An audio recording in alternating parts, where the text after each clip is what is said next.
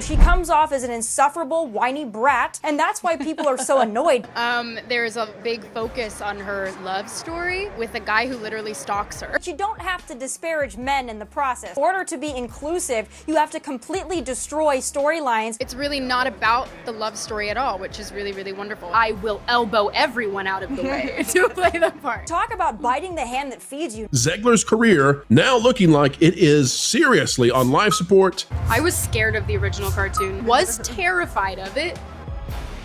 Rachel Zegler thought she was having a quiet night until her phone buzzed so hard it nearly slid off the coffee table. One notification after another, TikTok, Twitter, Instagram DMs, all flashing the same baited hook. Have you seen this? She clicked. A shaky, low-light video filled her screen. A single spotlight on the Evita stage. A woman she didn't recognize singing "Don't Cry for Me, Argentina," with a velvet power that punched straight through the terrible phone audio.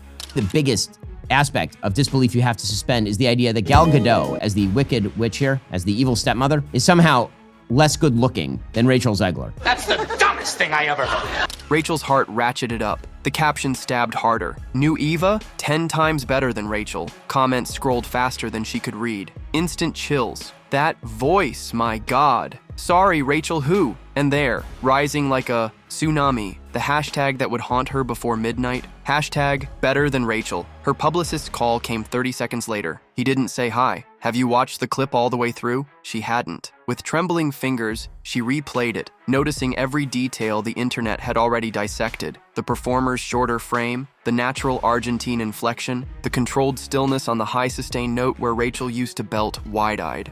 What an idiot I've been as a young person in this industry who has no filter and no idea what she's doing. Silence on the other end. Then her publicist's low, measured line. They've gone viral in under an hour. We need a plan before sunrise. Rachel managed only a whisper. Who is she? The answer was a name she'd never heard. Camila Delgado. Unknown, unverified, but trending worldwide. And as Rachel watched the clip loop again, fans crowning the newcomer 1,000 times better, something inside her cracked.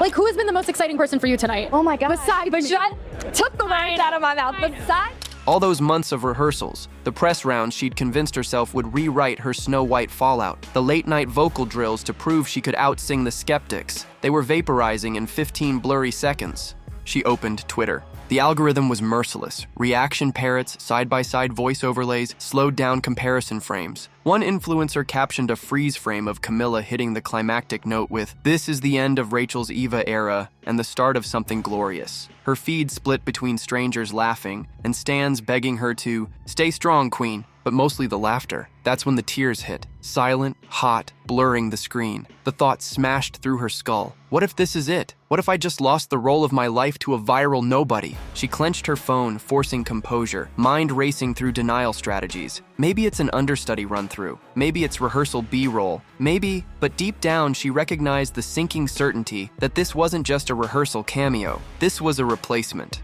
People have real problems and no one gives a shit if she got paid for 17 instead of 18 on her multi-million-dollar salary, which is not calculated by the hour. The original cartoon came out in 1937, and very evidently so.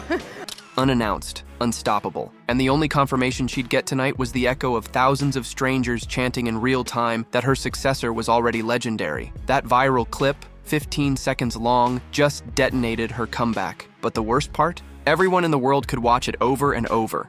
Except Rachel, who now couldn't bear to look at it again. Yet she couldn't stop. A self-inflicted torture loop. Because somewhere in that grainy frame was the moment her Eva Peron dreams bled out. And she needed to see the exact second the knife went in. Stay till the end, the clip seemed to taunt, and you'll watch a star fall in real time. By dawn, the internet's forensic squad had turned that 15-second leak into a feature-length autopsy. TikTok creators slowed the video to frame-by-frame dissection. Here's the newcomer's breath control. Here's the micro-pivot of her shoulders that telegraphs Eva's authority. And freeze. There's the partial profile proving she is definitively not Rachel Zegler. It's just a really incredible story for, I think, young people everywhere to see themselves in. Snow White is running for president. I'm launching my campaign. Someone overlaid audio from Rachel's previous rehearsal run. The difference was brutal. Rachel soared, yes, but in a bright Disney princess belt. Camila's tone slid darker. Rawer, seamlessly shifting up into the climactic high F with no strain. Rachel sounds like she's auditioning for an animated soundtrack, a viral breakdown declared. Camila sounds like she's talking to God and the nation simultaneously. The reaction wasn't just positive, it was euphoric. TikTok duet chains blossomed overnight, users harmonizing with Camila's voice, adding strings, adding full orchestral scoring, even layering political imagery of 1940s Argentina for historical gravitas. A Broadway podcaster stitched the clip with live footage of Patti LuPone's legendary 1979 performance, labeling Camila the closest energy we've had in decades. On Twitter, a meme cycle was born. Split screens of Rachel in glamorous Snow White couture next to grainy Camila in rehearsal blacks, captioned, "Expectation versus reality. Reality wins." Hashtag Evita recast trended top 5 globally, dethroning a Marvel trailer drop. That she believes that she should be able to express herself and speak her truth or whatever nonsense, regardless of the consequences to everybody else. But the real dagger came from the West End blogosphere. A respected critic, known for cautiously neutral takes, posted at 5 a.m. If the leak is authentic, tonight's London theater just witnessed a once-in-a-generation torch passing. This new Eva channels authenticity Rachel Zegler could never manufacture. Within minutes, legacy outlets picked up the wording. A morning radio show host opened their broadcast with, "Move over, Zegler. A real Argentine storm has blown into town." Meanwhile, professional voice teachers weighed in. A popular YouTube vocal coach paused the high note, highlighting Camila's subtle chest mix technique. "See that soft drop on Argentina? She's not overselling it. She's living it." That nuance is advanced, especially for a mid-20s newcomer. Compare with Rachel, bright, technically correct, but emotionally external. Translation: stage presence beats studio polish. Comments erupted with agreement. The clip's virality also carried a sinister underside. GIFs of Rachel's past red carpet quotes resurfaced, particularly those Snow White bites about the original film's weird prince. Side by side with Camila's poised rehearsal, Rachel's sound bites looked flippant, childish. Fans reframed the narrative. Rachel is all talk. Camila is all talent. One widely shared tweet packaged it bluntly. Rachel spent a year lecturing us about feminism and fairy tales. Camila spent 15 seconds proving art still matters. By breakfast, the narrative was no longer, "Is Rachel still in the show?" It was, "Do we even want her back?" The clip had reset the public appetite. They didn't crave Rachel's redemption arc anymore. They craved Camila's coronation. And with each new reaction video, that appetite deepened. What can be said about this level of narcissism? Here, please, enjoy.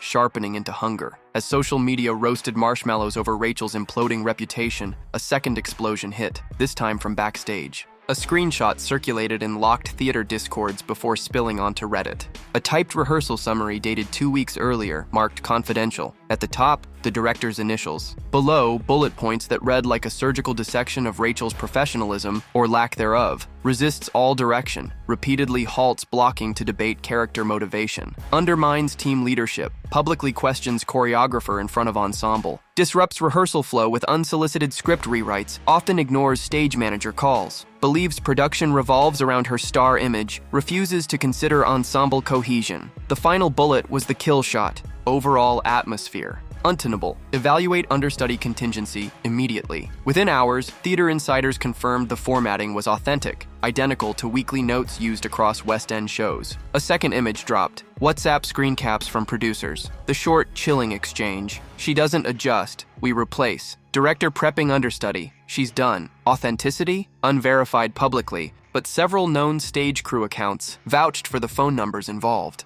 Suddenly, the viral clip wasn't just a curiosity, it was evidence. The director's notes read like prophecy fulfilled. Fans pieced together a timeline, notes written. Leadership decides to prep an understudy. Camila takes center stage while cameras roll, intentional or accidental leak unknown, and Rachel learns about her own downfall from the internet.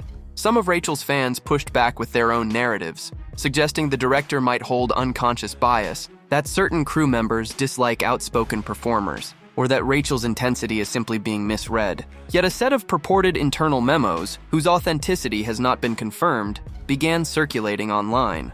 Because you just can't close your mouth. You just can't be sane, even when you do open your mouth. I think this girl does not deserve a feature-length film, but rather, she deserves to be in a padded cell. One widely shared excerpt read, Her presence on stage is magnetic, but backstage the atmosphere can feel strained. Screenshots of the phrase spread quickly, fueling debate. Viewers who had remained neutral started to wonder if those notes really did originate from within the production. Perhaps there was genuine tension on set, though whether that tension reflects Rachel's behavior, clashing working styles, or plain misunderstanding remains unverified. That afternoon, major entertainment sites headlined Internal Notes brand Zegler Nightmare, producer's eye replacement. The words nightmare and toxic trended adjacent to her name, delivered not by tabloids, but by industry trades usually careful with unverified gossip. Rachel's brand took another bruising blow, this time from within her own show family. Behind closed doors, crisis meetings erupted. Insiders leaked that Rachel's team wanted the production to issue a retraction, but producers refused. Without a formal contract termination in place, they wouldn't comment. Lawyers allegedly advised both parties to stay silent, which only made the memos and the silence surrounding them feel more true. The public saw the pattern. When Rachel faced controversy before, she tweeted clarifications instantly. Now, nothing. Her refusal to fight back looked less like grace and more like an admission. Details of the meltdown spilled slowly, like stage blood under harsh lights. First, it was an anonymous crew member who DM'd a theater gossip account. She threw a prop chair, then an ensemble dancer added color. It hit the wing curtain but could have nailed a stagehand. A wardrobe assistant claimed Rachel screamed, "I am Eva," at the director before storming off. When a respected London theater blogger published a long-form insider piece, the picture crystallized. Final run-through, high pressure. Director Jamie Lloyd wanted subtlety, Rachel wanted fireworks. He asked her to underplay a gesture. She refused, insisting Eva's rally scene needed grandeur. An argument ignited mid-number. Rachel allegedly broke character, demanded the orchestra stop, and called the new choreography community theater nonsense. Rachel, did Steven Spielberg not pay you for your role in West Side Story? Did Disney fail to give you a healthy paycheck for, Cry Me a River? She's just exactly everything that we can't stand. A hush fell. The director tried to regain control. Rachel, wide-eyed, voice shaking, threw the prop chair backward, missing a tech by inches. In the stunned silence, the assistant director whispered, "Get her out." Two security staff, already nearby after previous incidents, gently escorted Rachel toward the wings. She reportedly shouted, "You'll regret this when the press hears."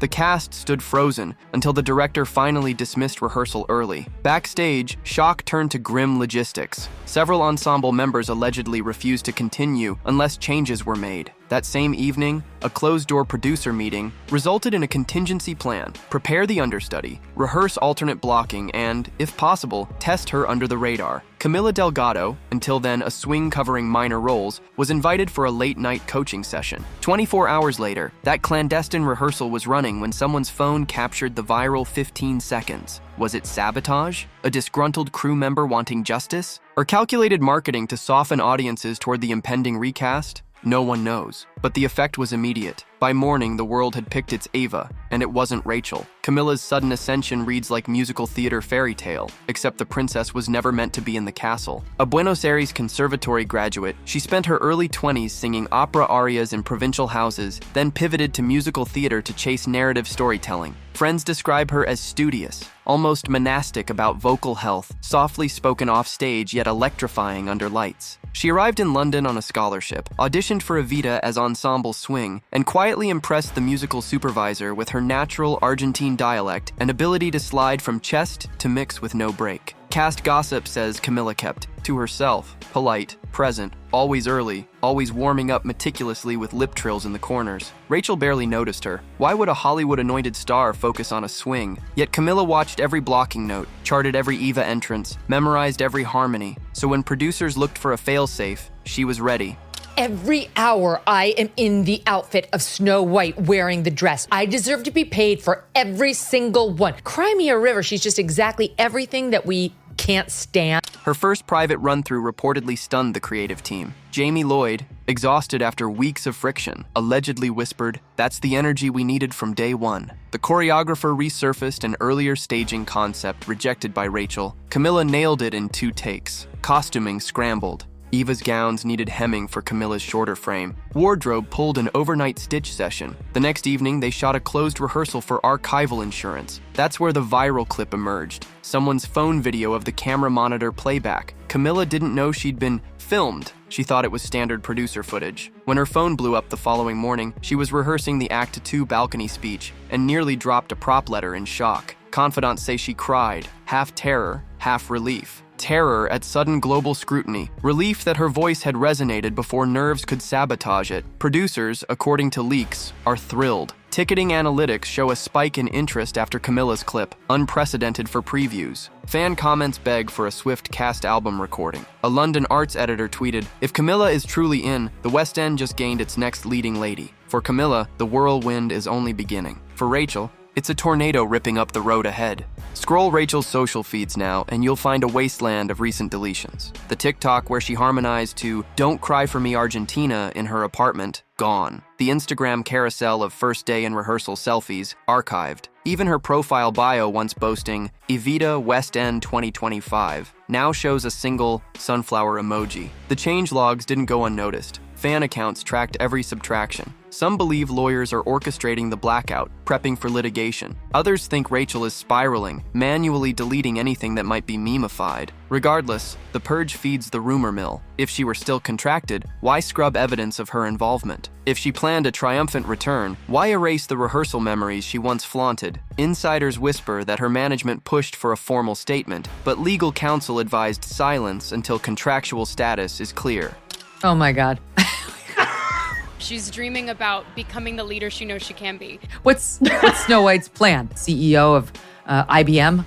Meanwhile, Rachel's friends try to comfort her offline. A close confidant leaked that Rachel oscillates between fury, "They stabbed me in the back," and despair, "They replaced me like I'm trash." She spends nights doom-scrolling through threads dissecting her downfall, screenshotting hateful comments to send frantic messages to her team. How do I fight lies this big? Yet every hour of digital silence inflates the narrative balloon. Without her voice steering the story, fan fiction becomes fact. A popular theater TikToker with 500,000 followers posted, "Here's why Rachel was officially fired," citing sources no one can verify but everyone wants to believe. The video hit 1 million views in 5 hours. Rachel's brand, once defined by oversharing and righteous clapbacks, is now a ghost. And the longer she stays off stage, literally and virtually, the more the world concludes she has nothing left to say, or worse, no right to speak. Entertainment lawyers circle scandals like vultures, and this carcass is fresh. A tabloid quoted an anonymous solicitor claiming Rachel's contract contained a moral turpitude and cooperation clause that producers may argue she breached through disruptive behavior. If they prove breach, they owe her nothing further. But Rachel's team allegedly contends that the production failed its duty of care, overworking her,